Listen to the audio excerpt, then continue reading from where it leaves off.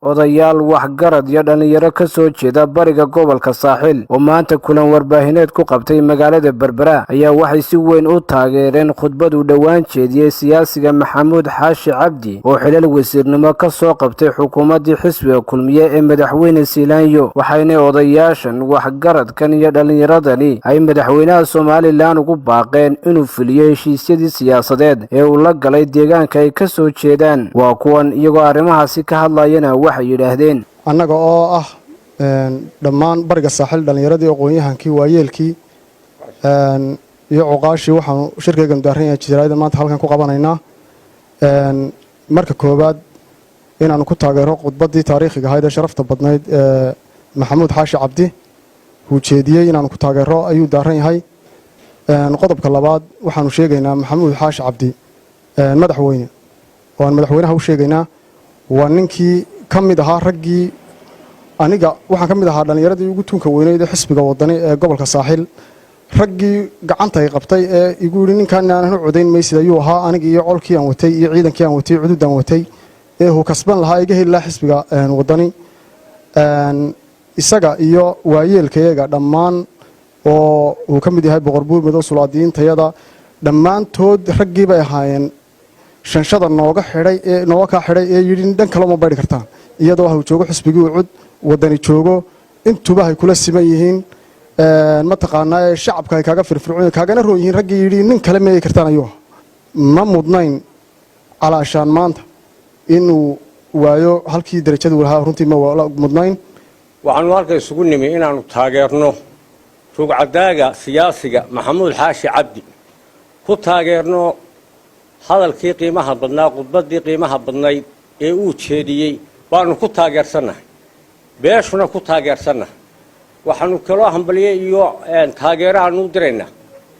suldaanka guud iyo boqor Cismaan Buur Madow iyo suldaan Cali oo nustambeedka reerka ah iyo suldaan Maxamuud Guuleed waa nustambeedka reerkana waxaanu hambaliyo iyo taageeraan u direynaa waanu ku taageersanahay Maxamuud beeshuna waa ku taageersantahay reerkuna waa halkii aad ugu taliso hormuudna ugu noqoto inaanu ku taageero siyaasiga rugcadaaga ah Maxamuud Xaashi waa nin qiimo leh waa nin sharaf iyo karaamo leh waa nin waxaan ku leeyahay haddaan nahay beesha bariga saaxil aad baanu taageerada ugu taageeraynaa khudbadii maalintii loo jeediyey ee mugii miisaanka lahayd waliba waxaan sii leeyahay in Xaashiyow haliyay baa taho waana la hubaa hantiilaha wax dhoofiye shacbigu heegan ku noqoy halgankiina adiga galiya hilankii dheeraha haddii yimigu kuma igsan kariya imseemisuhu iyaga hayayda haya haybad lagu saar hambaliyo salaan iyo ducaan ku hadoodlay waa ku taageeraynaa khudbadii Maxamuud Xaashi Cabdi uu jeediyey waa taageersanahay madaxweynahana waxaan leenahay madaxweyne raggii xisbiga kulmiye aasaaska u ahaa nustambeedka u ahaa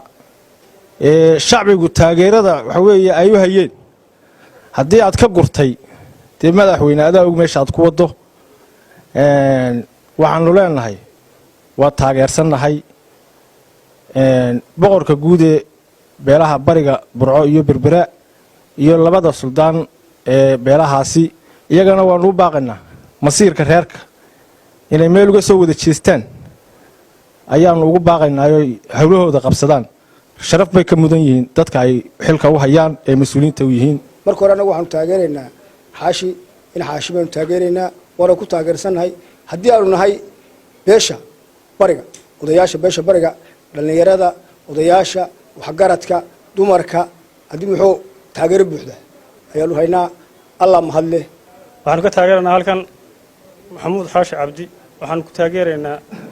badii uu yiri qiimaha lahayd dadkuna